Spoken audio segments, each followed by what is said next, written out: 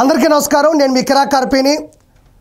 దళిత doctor K Sudhakar గారిని PPE కిట్లు మాస్కులు అందుబాటులో లేవు అని అడిగిన పాపానికి విశాఖపట్నంలోని అక్కాయిపాలెం దగ్గర నిరసన వ్యక్తం చేస్తున్నటువంటి సుధాకర్ గారిని తాళ్లతో కట్టుకుంటూ అర్ధనగ్నంగా ఈడ్చుకుంటూ పిచ్చి ఆసుపత్రికి తీసుకెళ్లారు.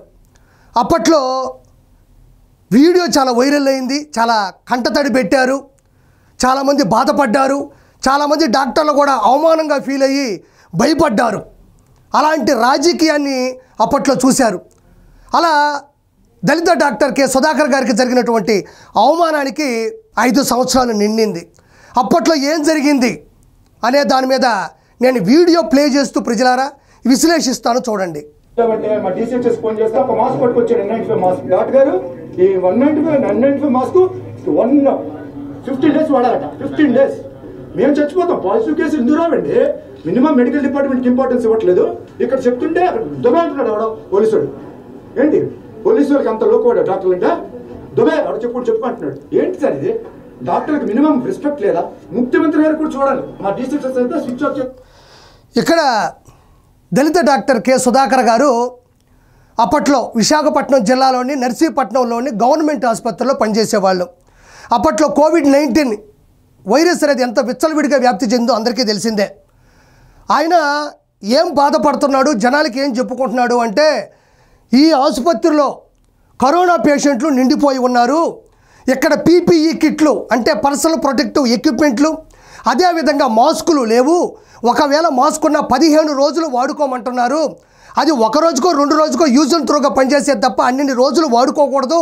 అదేవిధంగా కరోనా ఎలా వ్యాప్తి చెందిందో, దగ్గినా, అదేవిధంగా గాలిలో ఏ విధంగా వచ్చింది, తుమ్మినా కానీ టచ్ చేసినా కానీ ఎలా ప్రబలిందో కూడా అందరికీ తెలుసు. ఆయన అదే అంటున్నాడు, పేషెంట్లకు ఉన్నటువంటి ఏదైతే కరోనా వైరస్ ఉందో కాపాడాల్సిన మాకు కూడా వస్తే మేమే పోతే ఎవరు కాపాడతారు? కాబట్టి మాకు పీపీఈ కిట్లు మాస్కులు అందుబాటులోకి తీసుకురండి. మేము అడగాలి అనుకుంటే పై అధికారులు పై డాక్టర్లు కూడా ఫోన్ స్విచ్ ఆఫ్ చేసుకున్నారు. పోలీసులు కూడా దౌర్జన్యంగా ప్రవర్తిస్తున్నారు. ముఖ్యమంత్రి జగన్మోహన్ రెడ్డి గారు దయచేసి ఈ కిట్లని మాస్కులని మిగతా ఎక్విప్మెంట్లు కూడా మాకు అందుబాటులో తీసుకురండి, మేము చాలామంది ప్రాణాలు కాపాడుతాం, లేకపోతే మా ప్రాణాలే పోయేలా ఉన్నాయి, ఇంత నిర్లక్ష్య ధోరణి ఉండకూడదు అని చాలా నీట్గా ఆయన చెప్పాడు. ఇది చాలా వైరల్ అయింది. అప్పటి ప్రజలు దీన్ని చాలా బలంగా నమ్మారు. ఆయన చెప్పిన దాంట్లో నిజం కూడా ఉంది. ముఖ్యమంత్రి జగన్మోహన్ రెడ్డి గారు దయచేసి కాపాడండి అని రిక్వెస్ట్ చేసుకున్నాడు. ఆయన మనకు నచ్చవు కదా అవన్నీ. ఆయన ప్రశ్నించలేదు, ఎదిరించలేదు, బెదిరించలేదు. ఆయన ప్రభుత్వాన్ని రిక్వెస్ట్ చేసుకున్నాడు. ఆ పాపానికి వెంటనే జగన్మోహన్ రెడ్డి ప్రభుత్వంలో ఉండేటువంటి అధికారులు అతన్ని విధుల నుంచి బయటికి పంపించేశారు. ఎంత పాపం, ఎంత తప్పు. కేవలం ఆయన ఏమి కరోనా వైరస్కి ముందు కనిపెట్టమని అడగలా. కరోనా వైరస్ సోకకుండా మాకు కిట్లు మాస్కులు ఇవ్వండి అయ్యా, మేము కాపాడుతాం, లేకపోతే మేమే పోయేలా ఉన్నని అభ్యర్థించుకున్నాడు. అభ్యర్థన అదే. ఆ తర్వాత ఆయన్ని విధుల నుంచి తొలగించారు. ఆయన మానసికంగా చాలా ఇబ్బంది పడ్డాడు. ఆయన్ని ఎన్నో హత్యా ప్రయత్నాలు జరిగాయి. ఆయన్ని బూతులు తిట్టారు, విపరీతంగా కొట్టారు కూడా.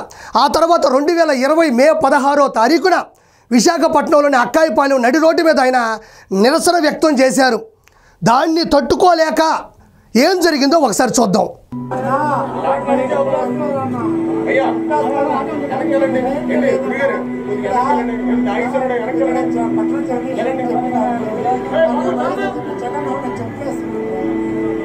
ఎలా కొడతారు చూడండి. ఏమైంది సార్ సుధాకర్ గారు? ఏమైంది? ఏమీ లేదు. నేను వచ్చి మామూలు ఆపిన తర్వాత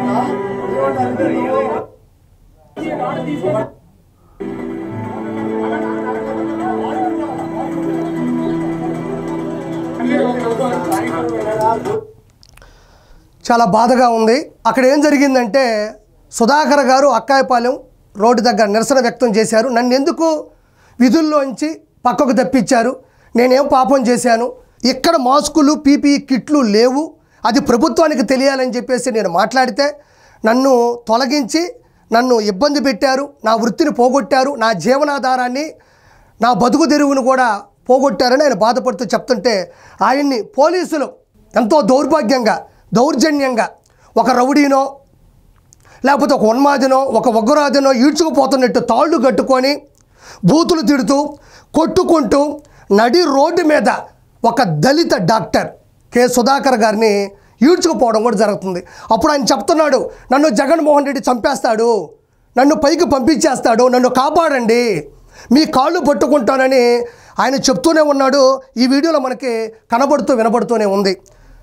అడ్డదిడ్డంగా లాక్కెళ్ళిపోయి పిచ్చి ఆసుపత్రిలో చేర్చి అక్కడ కూడా దుర్మార్గంగా కొట్టించి ఆయన ఆత్మాభిమానాన్ని దెబ్బతీసి తర్వాత ఆయన చనిపోయాడు.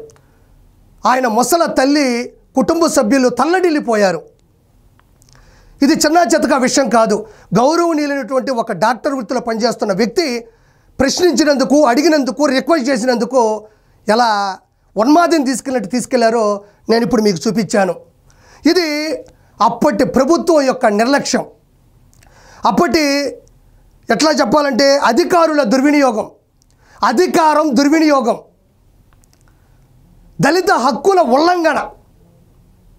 అలా తీసుకెళ్ళిపోయి అతన్ని భూమి మీదే లేకుండా చేశారు. ఇప్పటికి 5 సంవత్సరాలు అయ్యింది. మీరు గమనిస్తే ఇక్కడ తీసుకెళ్తున్నటువంటి, ఇలా చూడండి, ఇక్కడ మీకు సరిగ్గా కనబడదేమో, చూడండి, ఇక్కడ చూడండి, ఇక్కడ తీసుకెళ్తున్నటువంటి పోలీసులు కూడా మాస్కులు పెట్టుకొని ఉన్నారు. ఎందుకు మాస్కులు పెట్టుకున్నారు? పోలీసులు ఆయన్ని అరెస్ట్ చేసి తీసుకెళ్లేటప్పుడు, ఈడ్చుకెళ్ళేటప్పుడు ఆయన ఏం పాపం చేశాడు? మాస్కులు లేవు అని అడిగాడు. ఇంతకన్నా ఏముంది? ఏం మాట్లాడాడు అక్కడ? జగన్మోహన్ రెడ్డిని అవమానించాడా? ప్రభుత్వాన్ని కూలదోయండి అన్నాడా? లేకపోతే ఏమైనా యాక్టింగ్ చేశాడా? ఆయన ఏమైనా అబద్ధాలు ఆడాడా? లేదు కదా. ఆయన్ని అరెస్ట్ చేస్తున్న పోలీసులు మాత్రం మంచి మాస్కులు పెట్టుకోమన్నారు. అంటే వాళ్ళకి కరోనా వైరస్ రాకూడదు, అంటే పోలీసు వృత్తిలో ఉండే వాళ్ళకి కరోనా వైరస్ రాకూడదు. కానీ ఒక డాక్టర్ కరోనా వైరస్తో ఉండేటువంటి పేషెంట్లు చూస్తూ ఉంటే వాళ్ళ కరోనా వైరస్ 15 రోజులు కానీ 30 రోజులు కానీ ఒక మాస్కును వాడుకోమని చెప్పే ప్రభుత్వం ఈ ప్రపంచంలో ఏదైనా ఉందంటే అది వైఎస్ఆర్సీపీ ప్రభుత్వం హయామే. కాబట్టి నేను అదే చెప్తున్నా, అలా చేశాడు కాబట్టే ఈరోజు 11-5 మధ్యలో పోయాయి. నేను ఫైనల్గా ఒకటే చెప్తున్నా, క్షమించాలి సుధాకర్ గారు, మిమ్మల్ని కాపాడుకోలేకపోయాం, అలాంటి రాక్షసుడు పరిపాలనలో ఏమీ చేయలేకపోయాం. మీ ఆత్మకి శాంతి కలగాలని మనస్ఫూర్తిగా కోరుకుంటున్నాను. మీ తల్లిదండ్రులు కూడా ఆ బాధను దిగమింగుకోవాలని మనస్ఫూర్తిగా కోరుకుంటున్నాను. అదేవిధంగా మీరే కాదండి, ఒక అక్కని ర్యాగింగ్ చేస్తుంటే ప్రశ్నించినందుకు అమర్నాథ్ గౌడ్ అనే పిల్లోడిని పెట్రోల్ పోసి కాల్చేశారు. అదేవిధంగా డ్రైవర్ సుబ్రహ్మణ్యంని కూడా చంపి డోర్ డెలివరీ చేశారు. అదేవిధంగా తోట చంద్రయ్య గారిని కూడా కంఠం కోసి నడి రోడ్డు మీద వదిలేసి వెళ్ళిపోయారు.